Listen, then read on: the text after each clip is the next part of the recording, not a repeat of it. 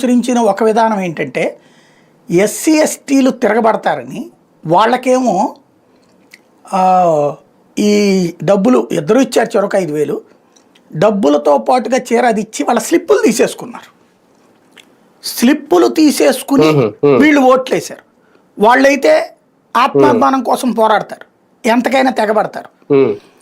వాళ్ళకి మళ్ళీ ఇంకో స్లిప్ ఇస్తామని చెప్పి ఈ స్లిప్పులు తీసేసుకున్నారు. ఇది ఇచ్చేటప్పుడు గిఫ్ట్ ఇచ్చేటటువంటిది అన్నటువంటి కోణంలో ఆ స్లిప్పులు తీసేసుకున్నారు. వాళ్ళు వెళ్ళారు పొద్దున్నే పోలింగ్ బూత్ దగ్గర, నీ ఓటు వేసేసారు వెళ్ళిపోండి అమ్మా అన్నారు.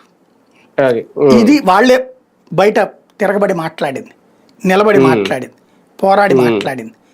మిగతా వాళ్ళందరూ సైలెంట్, ఎవరిదో ఉన్నారు. పోరాడింది ఎవరన్నా ఉంటే వాళ్ళే గట్టిగా. రెండో పాయింట్ వచ్చేటప్పటికి అట్లాగా కొంతమంది దగ్గర వాళ్ళతో గొడవలు పడకుండా తీసుకున్నారు.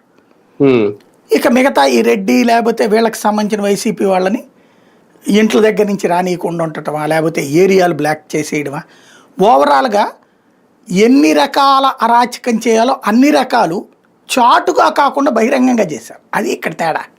అంటే అధికారంలో ఉంటేనే ఇలాంటివి చేయడం సాధ్యం అవుద్దేమో. అంతే కదా, అది అధికారంలో ఉన్నప్పుడు ఇంత అరాచకం చెయ్యొచ్చు అనేటటువంటిది భవిష్యత్తులో అధికారంలోకి రాబోయే వాళ్ళకి పాఠాలు నేర్పారు. అంటే ఒక పార్టీ అధికారంలోకి వచ్చిన తర్వాత ఈ ఉప ఎన్నికలు కానీ లేదంటే స్థానిక